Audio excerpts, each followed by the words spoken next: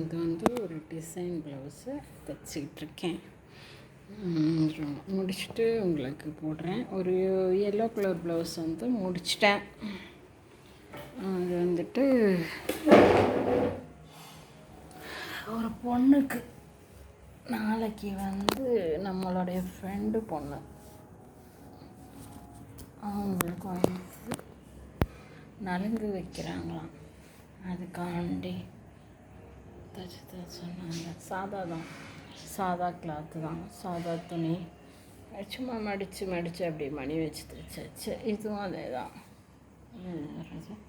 மடித்து அப்படி தான் மடிச்சுட்டு அப்படியே.